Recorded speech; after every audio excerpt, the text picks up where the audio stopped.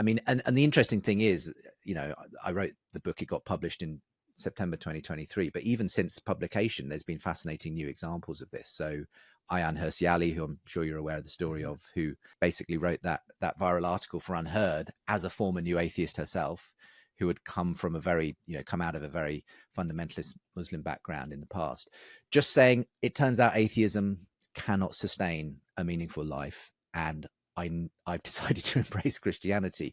And that's just such an interesting example of, I think, the thesis of the book kind of happening in real time, because it feels like something's changing. Secular, intelligent thinkers are giving Christianity another look. And I find that quite exciting.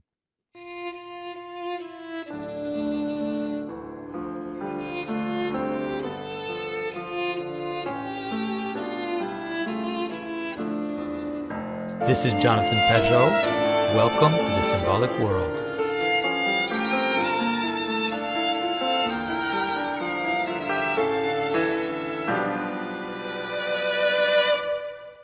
So hello, everyone. I am very happy to be here with Justin Brierley. Most of you will know his work. For many years, he was the host of Unbelievable, and he is now working on a new podcast coming out of a book called The Surprising Rebirth of the Belief in God. And it is completely in line with all the things that we've been doing. He's talking to everybody that is around this resurgence of the belief in God, the end of the new atheists, the surprising characters that are converting to Christianity or coming close to Christianity. And so, Justin, it's really great to have you with me. Oh, thank you. It's an absolute pleasure to be on the show, Jonathan, as a regular listener myself. So thanks for having me. So tell me a bit about this new project. I mean, it's not that new. It's been going on now for more than a year, I think.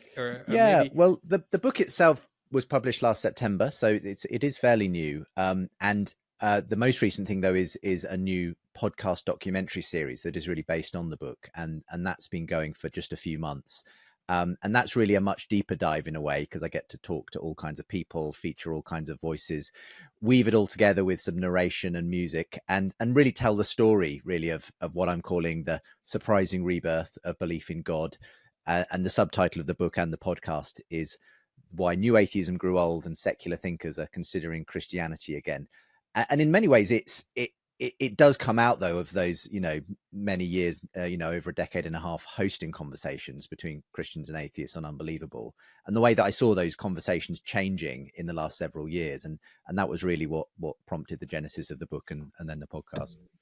So tell me a bit about that, because I mean, it's true that in some ways you would be the perfect person to notice the transformation. So maybe help us see what it is that you started to notice, and maybe about when you started to see it, and what was different in the way that the atheists and the Christians were engaging with each other.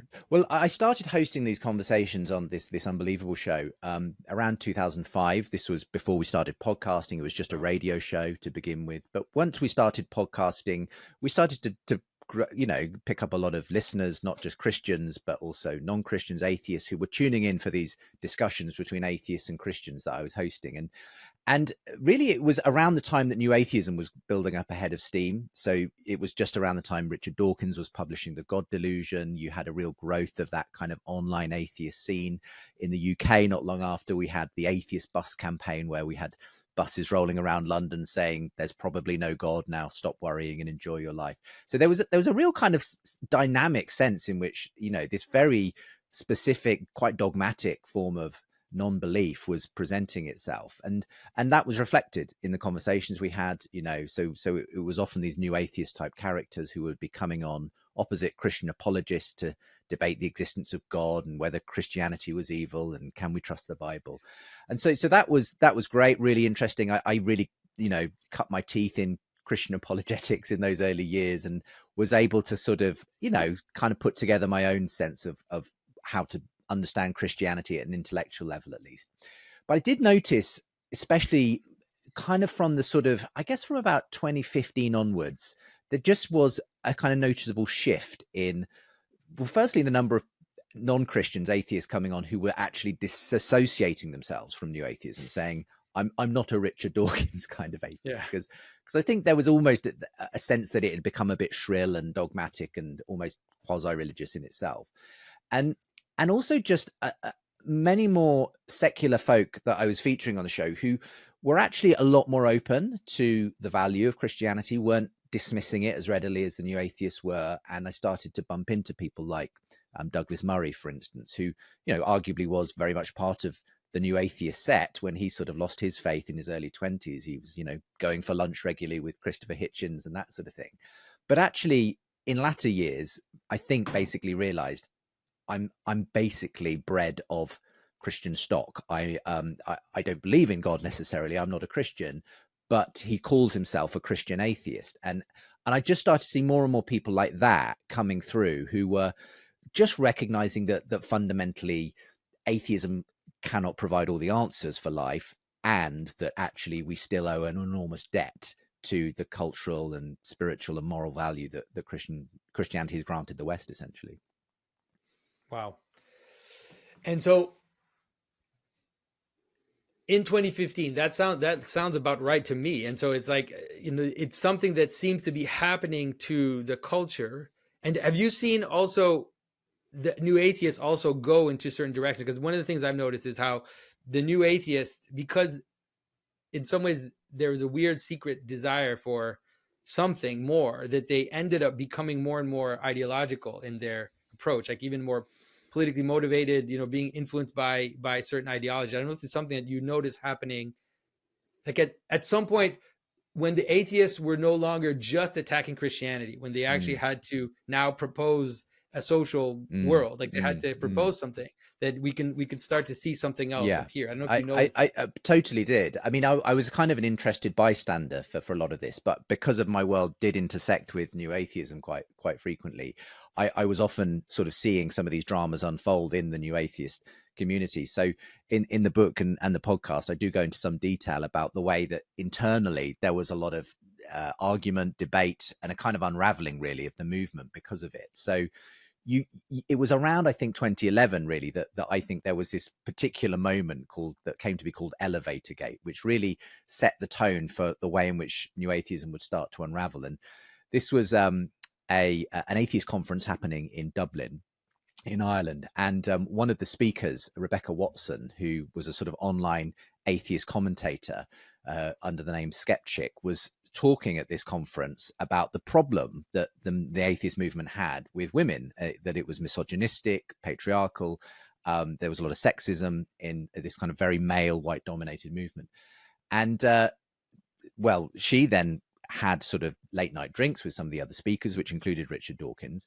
And on her way to her hotel room, early hours of the morning, she basically got propositioned by one of the attendees of the conference in the elevator. So she wrote about this later on her blog and said, this is the problem with, the atheist movement, exactly what I was already describing, and getting propositioned and so on.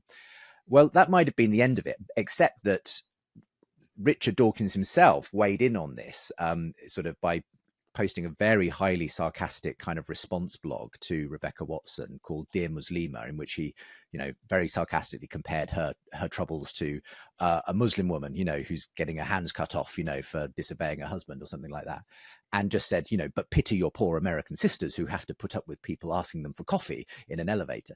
Well, this just poured gasoline on the whole thing. And suddenly, I do honestly see Elevatorgate as the point at which the movement kind of split, basically, between those on the kind of Rebecca Watson side, who were very interested in atheism, not just being about a denial of God, but about being for something. So it was at this point that people started saying, we need an atheism plus. We need a movement that is also about social justice and feminism and LGBT rights and so on.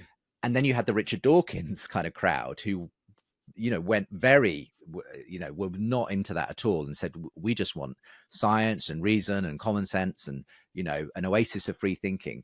And so the movement really split. And I would say it was almost like the culture wars kind of came early in that sense for new atheism. That was the thing that broke the movement apart.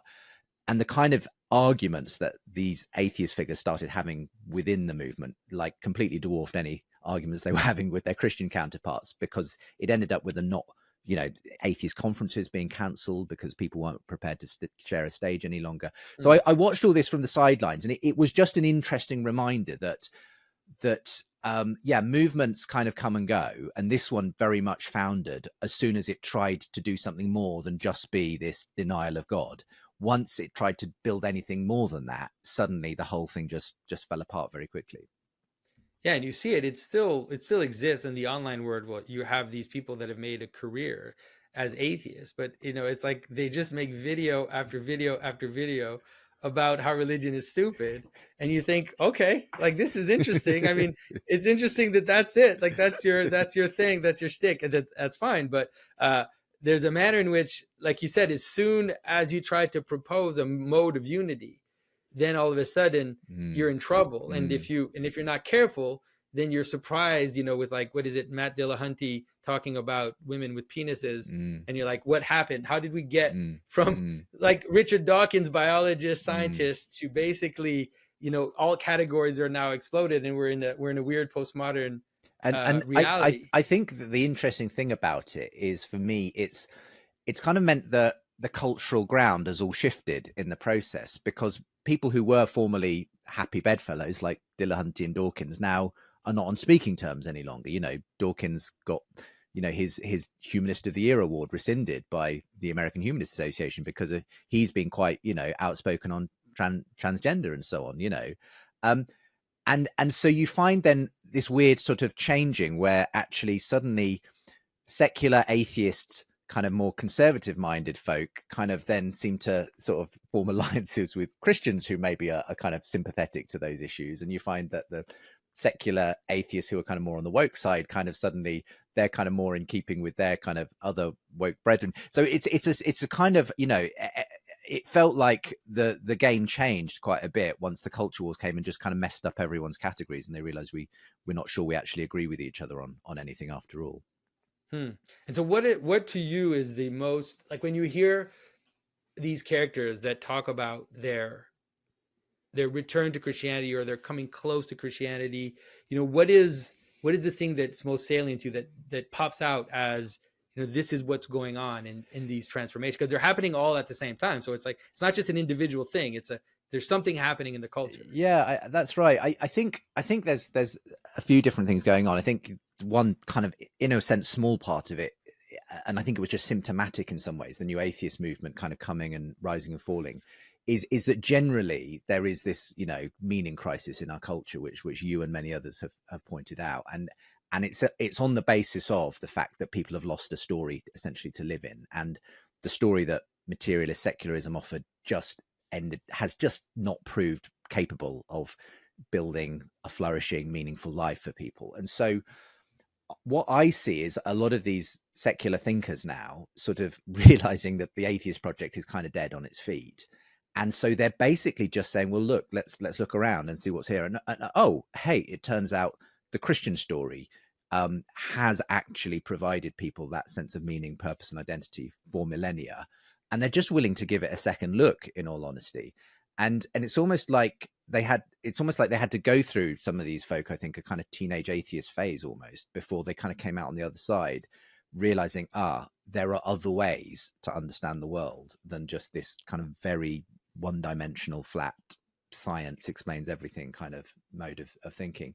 And so, yeah, I do draw out the stories of a number of those people, some of whom have kind of crossed the line to Christian faith, others who seem to be teetering on the brink of it, others who seem to be just kind of acknowledging its value, but maybe, I don't know what it's going to take ultimately for them to kind of cross the line themselves. I mean, and the interesting thing is, I wrote the book, it got published in September 2023, but even since publication, there's been fascinating new examples of this. So Ayaan Hirsi Ali, who I'm sure you're aware of the story of, who, basically wrote that viral article for Unherd as a former new atheist herself, who had come from come out of a very fundamentalist Muslim background in the past, just saying, it turns out atheism cannot sustain a meaningful life, and I've decided to embrace Christianity.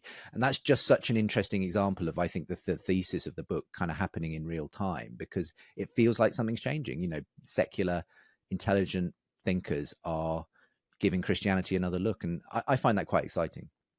Yeah. Well, one of the things that I've noticed is, this is basically experience in my own world, which is the Orthodox Church, in North America.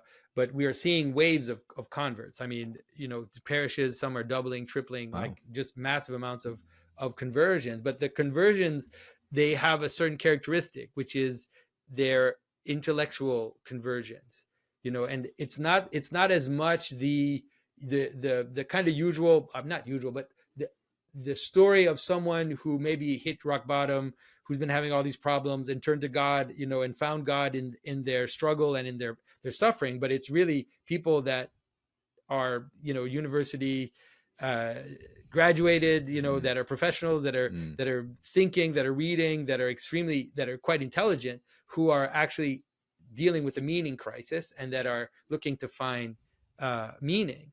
And so to me is very interesting. And I don't know if that's something that you've noticed as well in this movement, that it doesn't look like early Christianity was slaves and poor people and women and people that had no recourse, basically finding the God of love in this possibility of Christ. And right now it seems like it's actually an elite that's converting. Yes, yeah, I think there is something in that. I mean, and another aspect of this is arguably that it's quite a male-dominated sort of sort of demographic. Now, again, I think that kind of ties into the fact that when you look out at the average audience for the people turning up for say a Jordan Peterson lecture, it is highly male, and it probably is the same demographic you've just described who you find are converting to Eastern Orthodoxy, and I think it's something to do with the idea that people are just coming to the end of their resources. I think Christianity has always appealed, in a sense, to those who obviously find themselves in that place, destitute, dried out, and everything else. And in a sense, that's always been where Christianity has found its first fruits, if you like, of people who are just desperate for something and they find it in Christ. But I think that the more intellectual sort of ones who've sort of, for a good while, been able to live on their own resources and kind of assume that they had life figured out at some level, or at least, if they read enough God delusion books, they could kind of convince themselves that life had basically been explained. I just think sometimes it takes something like us collapsing into the tribal culture wars that we're currently facing, or the threat of Putin invading a democratic country, or the rise of AI and everything suddenly, like these kind of tipping point events suddenly, I think, kind of remind people, A, of their mortality, and B, that we haven't got it all figured out. And there's just a sense in which I see a lot, the chickens are coming home to roost, if you like, in the postmodern West and all the Enlightenment stuff that's happened. And it just feels like this is the moment when now it's, as you say, those elites who are suddenly realizing, I don't have this figured out. I am, basically depressed, even though I've got more technology than I could ever have dreamed of, and more material prosperity than any of my forebears ever had, and yet I'm more unhappy than any of them.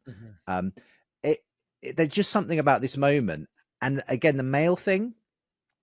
I don't know what your thoughts are on that, Jonathan, but I'm just wondering whether that's something to do with the fact that as we've lost that story, particularly it's hit men in a way where they've lost something of their identity, that there's an identity crisis thing going on here.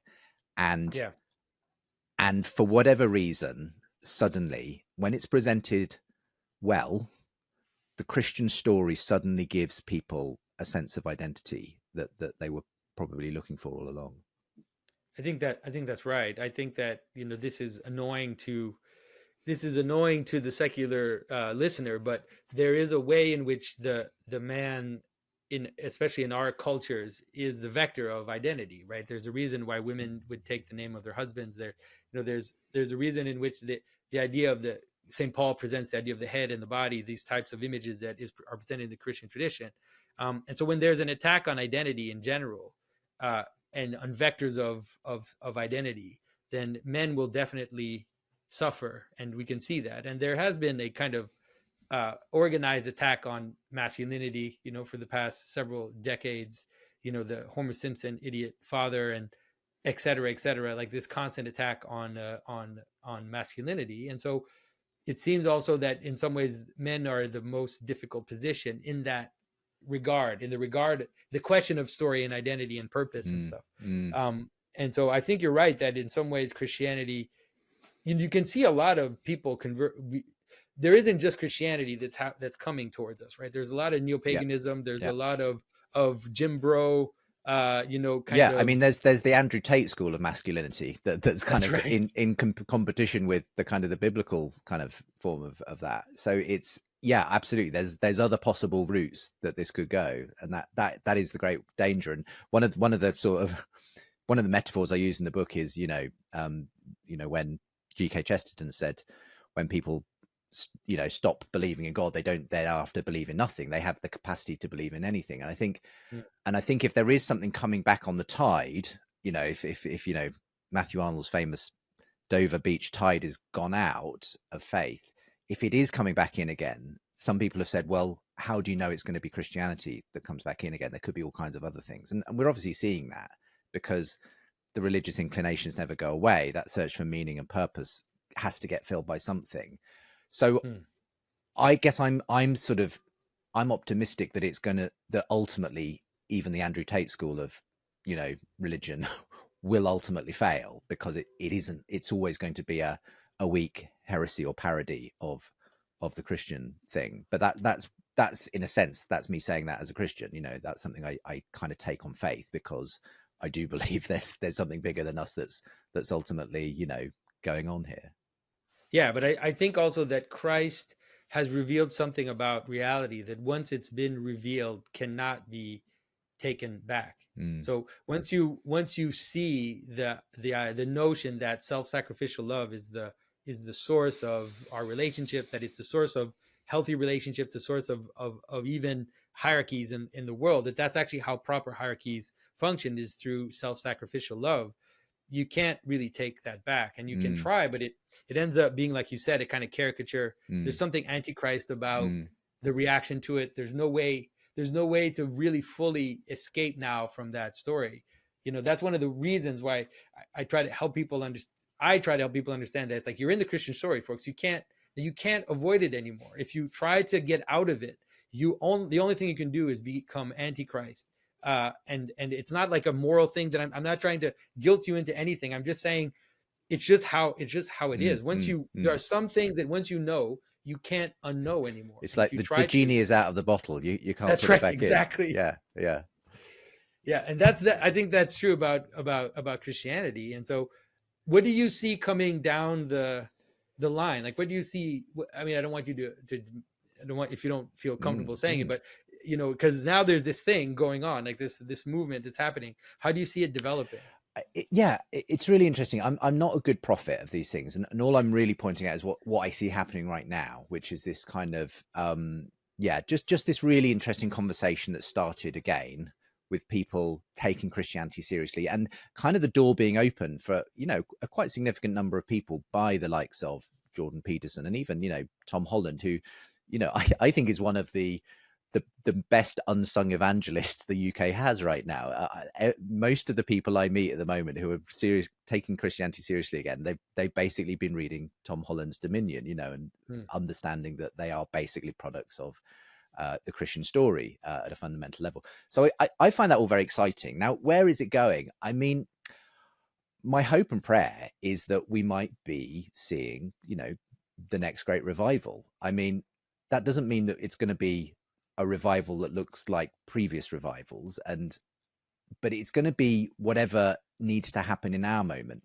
I think, having said that, it could get worse before it gets better, because we all know where certainly the statistics on church attendance and religiosity and so on are in the West.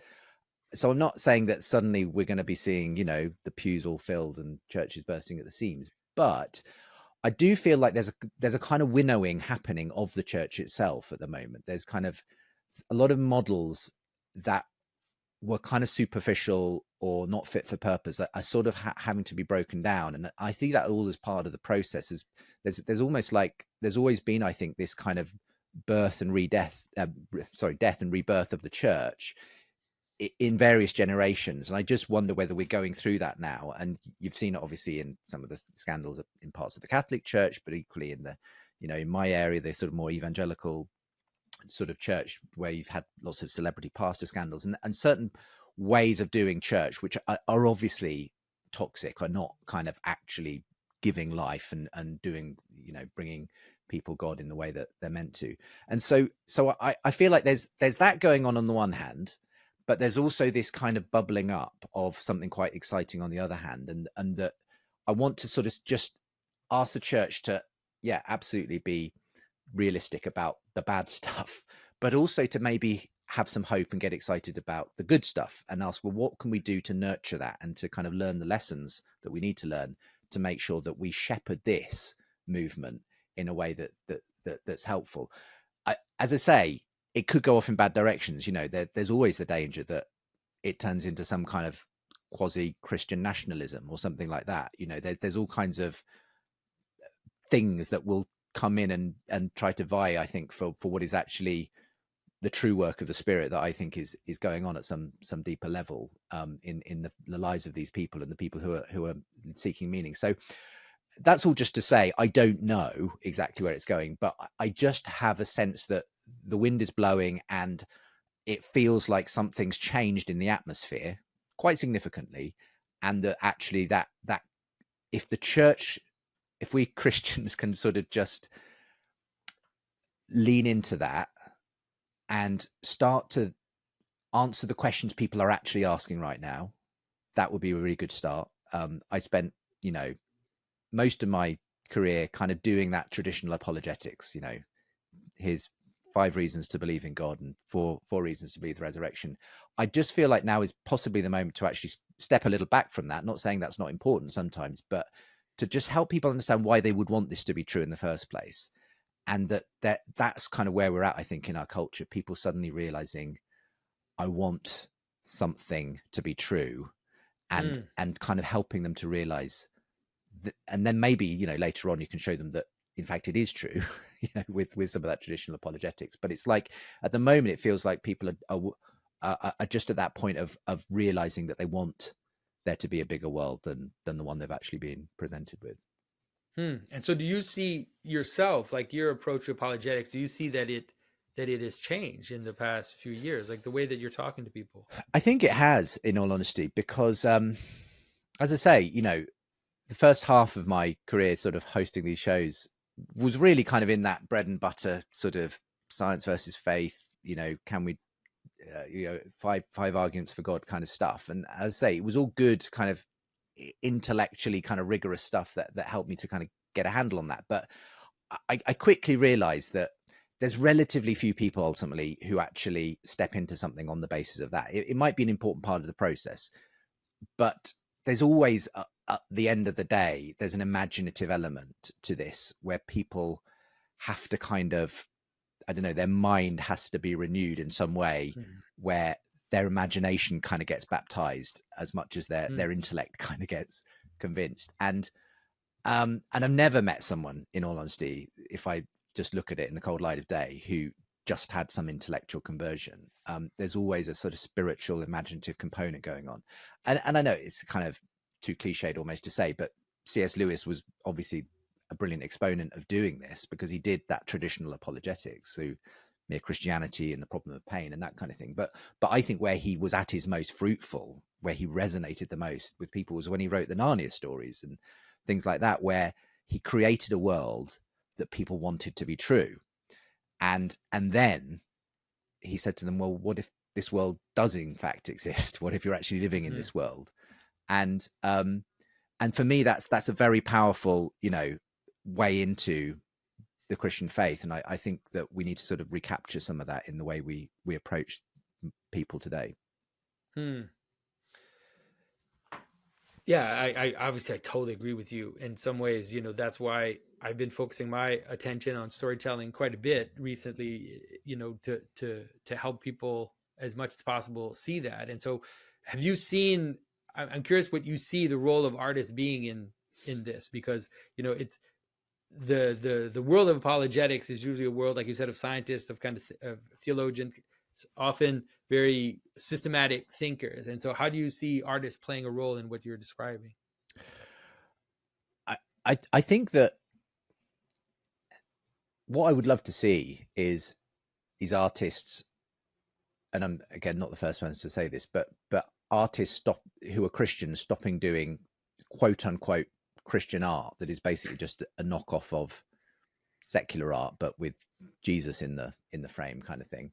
I just think we need to do great art, because anytime you do great art, true art, you are representing Christ at some level, and to that extent, I just want folk who do find themselves, who do call themselves Christian, to just do their art as well as they can, and to sort of just to put it out in the public sphere, and to, I mean, one of the things what's been fascinating is doing this new documentary podcast series, The Surprising Rebirth of Belief in God. I ended up, for various reasons, moving on from hosting the Unbelievable show about a year ago, and it was kind of, to some extent, it wasn't a move I'd completely planned out, but it did give me suddenly an opportunity to do something very different. And I thought, I've got this book coming out, and this thought dropped into my soul. You know what? Now that I've got some time and space, I would love to do a really good documentary podcast series based on the book. I just felt like there was a story to be told here. And so, in God's providence, I sort of had this time and space to kind of work on something that I would never have been able to work on, in my previous role. And I poured a lot of time and effort into sort of trying to create something that's not just information, but is actually a bit more of an experience. It's it brings something across, not just through the people and the voices, but through the music and the kind of the way it's woven together in something that is a little bit more artistic. Now, I'm not saying it's some Oscar-worthy, production, but it's what I've noticed releasing that is that the response has been really quite different to the kind of these more sort of just kind of brains on legs debates that I hosted for many years. It's kind of like people suddenly feel able to engage with it at a different level because they feel like they're entering into a story. So many of the people who've got back to me, whether they're Christian or non-Christian, have said, yeah, I feel like this resonates with me. I feel like this is telling my story. I kind of, had all those memories of the new atheist phase, and I've kind of, moved on in my thinking. And it's just like, it just reminded me that there's something about doing something in a storytelling mode, in an artistic mode, in an imaginative mode, that just does connect with people on a different level. And I'm kind of really enjoying that, if I'm honest. I feel like that's where Christians need to try and almost like, sometimes we need to put down the kind of the manual on, 5 ways to convert someone in 5 minutes, and just sort of start again, say, let's just create something people will enjoy, people will appreciate, people will love, and then see what God does with that. Because I think that's what art is ultimately. If it's used in a really didactic, top-down sort of overanalyzed way, it stops being art, and people kind of know that they're being preached to, and know that they're being sort of sold something. and that for me is where Christians who want to be artists should start to focus themselves. Stop trying to kind of do the thing, do the thing, anticipate what this art is going to do to someone, and just do the art, and it will speak for itself in that way. Yeah, it's an interesting moment right now, because for many years Christians were caught in that world where they basically made propaganda, especially in the highly produced world of music or of movies and television. They just basically made Christian propaganda. But now we're at an interesting time when Hollywood itself has become propaganda. And so it's actually opening a very interesting space for Christians and religious people to do like C.S. Lewis and Tolkien did, which is basically tell stories that have the right worldview, that have the right perspective, that is a complete perspective, right? That isn't just a kind of, and I'm seeing that, like, you interviewed Martin Shaw and Paul Kingsnorth, a few artist types, and I can see that they get that right away, right? The possibility of using the poetry of Christ as a means to affect the world, not through argument and through kind of convincing, but just like you said, following in, entering into a story. Yeah. And I think it's why, in a funny way, you know, these prophets from outside the church, like Peterson and Holland and others, have actually been so effective, actually, at drawing people towards Christianity. It's because they're not going at it as kind of, you know, 3-point evangelists. They're just opening it up and saying, here's a story, and isn't it interesting? And what would happen if, you know, you started to step into it? They're not, you know, they don't have a plan, I think, to convert people, but people are being converted, and it's because it's this much more sort of natural, holistic way of doing things, where people, I mean, the thing about, especially, you know, Jordan Peterson, that I find with him, is the reason I think he connects with people is because they genuinely feel like he cares about them, like he cares about their soul, basically. Yeah. And when he, you know, breaks down in tears on stage, it's not manufactured. It's a kind of a real reality that kind of breaks through the intellectual firewall that I think you get actually with a lot of other public thinkers and things. And I just think there's something about that. There's something about the that's very attractive to people, I think. And you can't manufacture it. You know, you can't then say, you know, to the evangelist, well, you need to do the Jordan Peterson thing and start crying on stage, because that's the way to get them in. It's just got to be real, you know, and that's, and so whether it's art, whether it's, you know, Jordan Peterson on the stage, people connect with real stuff. And that's where I think we have to go in that sense. Yeah, I think that's right. I mean, since we're talking about Jordan, I am curious to, because you kind of were there at the outset. I remember you interviewed Jordan quite early in his, you know, skyrocket to fame. And I'm wondering how you see Jordan's role in this transformation, especially the new atheist transformation. If you feel like he's played some role in changing the way people perceive religion. I mean, you could probably answer this question far better than I could, in all honesty, Jonathan. But I mean, the reality is, yeah, I remember in 2017, that was when I first started to hear the name Jordan Peterson being bandied around, and people saying, hey, you should get this guy, really interesting, you know, Canadian psychologist on your show, Justin. He's having these amazing sellout lectures on the Bible.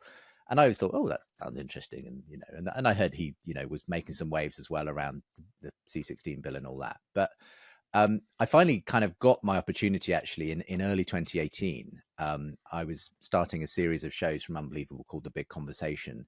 And Peterson was just about to release 12 Rules for Life. And he happened to come over to the UK for a kind of almost pre-release sort of mini tour.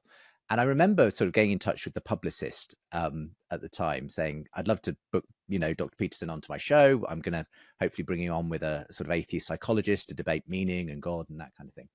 And she said, yeah, that should be fine. Yeah, we've got room in the schedule. So that was fine. And I just remember a series of emails from her as the time drew near, where she said, oh, this man's far more popular than I was expecting him to be. And could we just whittle down your time a bit? Because I need to take him over to the BBC afterwards. And it was interesting, because even then I could see something was going on. And they'd sort of, you know, around the time he came over, they'd kind of hastily booked sort of a 1,000-seater auditorium, and it sold out, you know, in hours. And so they booked a second one, and that sold out. And this was before the book was even properly released. And then the book came out, and funnily enough, just a day or two after I recorded my show with Peterson, he recorded that viral interview with Kathy Newman, you may remember, where, you know, they kind of debate the gender pay gap and that kind of thing. So then it just exploded, and everyone was suddenly, it seemed, talking about Jordan Peterson. So I was kind of sitting on this show that I'd just recorded as well, but I wasn't going to be releasing mine for a few months, you know, because we weren't going to start this series yet. But when we did, obviously it caught fire, and, you know, brought, you know, I can thank, honestly, Jordan for the fact that our YouTube channel kind of got going at that point because of that video. But it's, I guess what I noticed, you know, at a more fundamental level, was that, yeah, this was a classic example of a completely different conversation, because I brought him on with this atheist psychologist, Susan Blackmore, to debate the question of whether we can make sense of life without God. And, you know, I didn't in that sense bring Jordan on as a Christian guest, so it was kind of an unusual show in that way. I'd normally have a Christian opposite, an atheist or something like that. But he could have, if you had just been casually listening, you could easily have thought he was a Christian sort of guest, because he was defending the idea of, the fact that the only way we can talk of value as humans is that we're made in the image of God, and and it was just the most fascinating thing. And I, as soon as that show went out, suddenly I had a huge influx of new listeners, people getting in touch. A very good friend now, actually, called Dean in Australia, who stumbled across the Unbelievable show because of having Peterson on, and just people who are basically agnostics but really interested and just looking for something. And I just realized there's this whole sort of, outside these kind of quite nerdy Christian atheist apologetics debates, there's actually this whole demographic who are just basically looking for something, and they've kind of looked into the Sam Harris and the Dawkins way of it, and it just hasn't quite worked. And suddenly Jordan Peterson comes along, and I don't know, it just opens a door for them. It's like, for whatever reason, he speaks language that they can understand. They can kind of get their heads around faith and religion in a new way, and suddenly it's like a door opens for them. And as I say, a good number of them, I think, are walking through that door. Yeah, that's that. I remember watching that interview and also thinking, he's bringing people in a place that they're not used to. He's saying things that people are not used to hearing, and kind of crashing some of the normal arguments that people have. Remember, he even argued with her about the idea that memes then affect genes, right? Trying to say that it's like, if there's this idea that memes are just an emergent property, but he said then the meme affects the development of the gene through the way that humans act. And it's like, I could see her, like, she had never thought about that in her entire life. And I thought, and it's weird because it's an argument that Jordan used that he hasn't even touched after that. And I thought, that's the type of argument that can help people understand the idea that, at least understand that top-down meaning is real, that constraint from above is something that you can't avoid, even in your biological kind of evolutionary way. And that way of arguing is a way to help secular people understand that when we talk about idea meaning coming down from heaven, or names coming down from heaven, that it happens even in the biological sphere. So anyways, I remember that interview. I remember loving that interview. There is some, I mean, it was only a short interview, in all honesty. We had about 50 minutes, but we packed an awful lot in, and I just, there were some absolutely stunning moments in that one. I mean, the one that I particularly remember is Jordan Peterson essentially saying to Susan Blackmore, well, I don't really think you're an atheist. And she kind of got somewhat offended by this. What do you mean? I don't believe in God. And he basically did his thing of saying, well, no, you do have something that is God to you. It's, and obviously she kind of, went back and forth on him on that. But it was interesting because it did introduce me, I think, to the first time to this quite nuanced kind of way in which Peterson and yourself to some extent kind of talk about God. Because again, as he has been on many interviews, he wasn't too willing to be drawn on exactly what he means by God, but he was willing to say we all have something that functions as God in our life.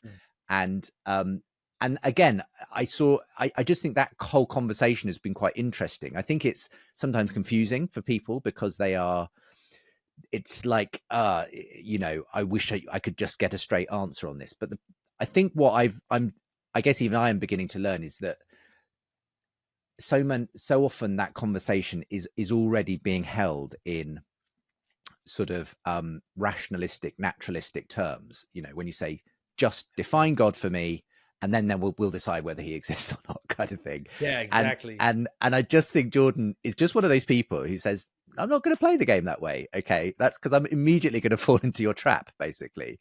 And I just found that quite refreshing, that he was kind of, I don't think he was being evasive in that sense. He was just not willing to sort of fall into that specific debate, which how that's going to go, kind of thing. So yeah.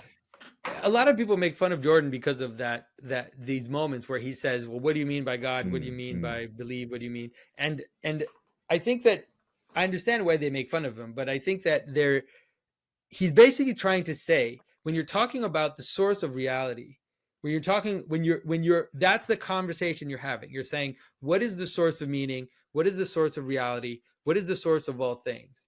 Then if you try to use a language that reduces that to propositions, then you're already in the wrong sphere. And so you have the problem of again falling into a trap, which is, like you said, if I try to define God like I try to define the species of a dog, then the Christian is lost at the outset.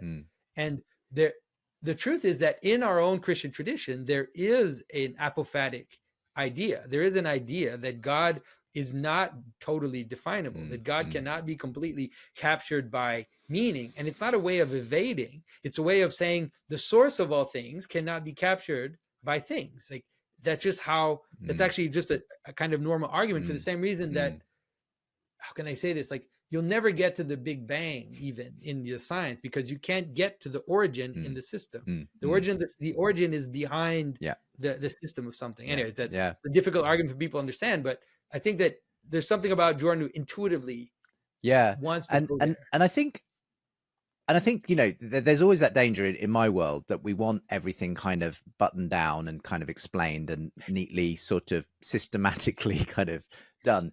And I think in that sense, Peterson has frustrated both Christians and atheists at that level, because he's not willing to be put in those boxes in that way. But I found that, but in an interesting way, that's part of his appeal, I think, for many people, is that he's sort of not kind of using the typical language of either side.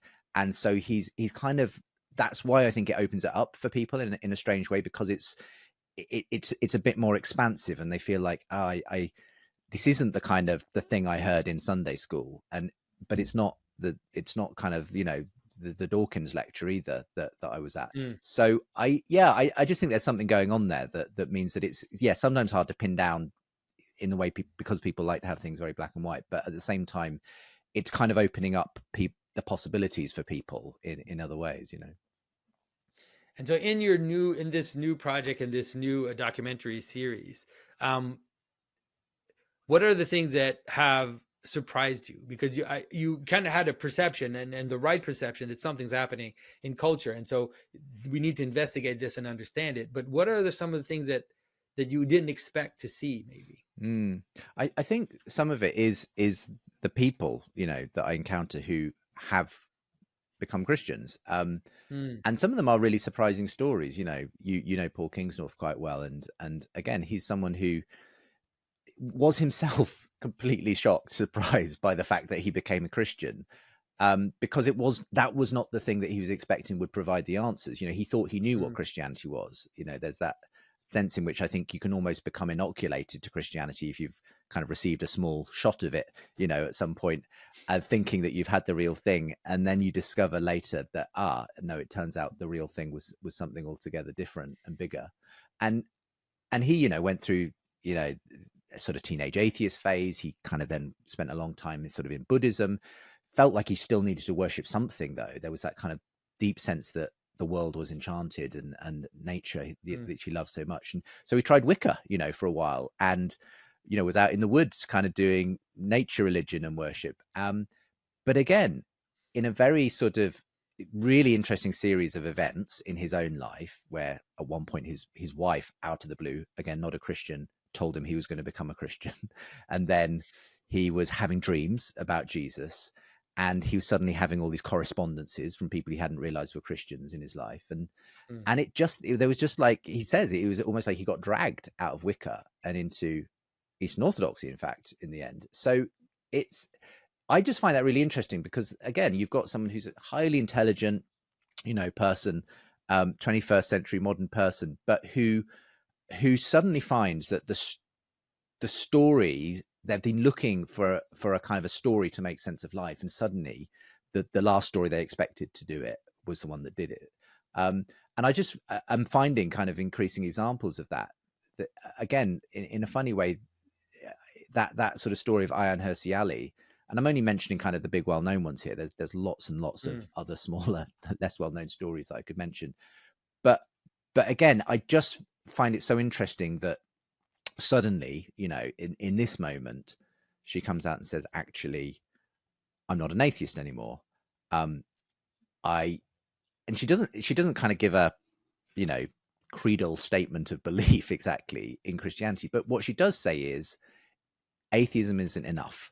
And I need whatever it is that this person, Jesus, represents. That's what I'm looking for in my life. And again, I just find that you could have knocked me over with a feather when she dropped that article, because I was like, what?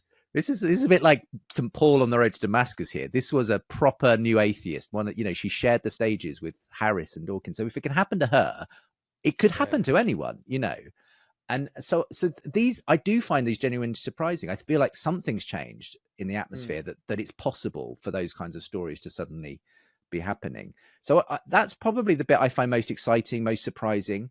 I think in a way, there's lots of other surprising elements to it. As I said, the way that the ground has shifted so completely, so that I see kind of unusual bedfellows now with some of the atheist interlocutors who are now sharing stages with Christians who are, buddying up and kind of collaborating in various ways. So many interesting conversations that you're having with people that you might not have ever thought you would be having, 10 years ago, because I think there's been a kind of convergence of lots of things. And so I don't know how that's all going to shake out. And it's not all necessarily going to be positive, and people are going to go off in different directions with this. But I do just find that the whole thing is sort of getting shaken up, stirred around. And I feel like, again, this is me speaking as a Christian, that God's doing something, in the process of all that. And I just, quite excited about it. Well, everybody, you check out Justin's book, The Surprising Rebirth of the Belief in God, and his documentary series, Re-Enchanting. Like I said at the outset, it's really interesting. He's talking to all the similar people that we're talking to. There is, he's in he's perceived some of the similar things that everybody who's watching this has seen, that there's something happening. There's a deep shift in culture. And definitely there is a return of the sacred and the possibility of seeing Christ freshly again. And so, Justin, thanks so much for all the work you do. Oh, you're so welcome, Jonathan. It's been an absolute privilege to be on.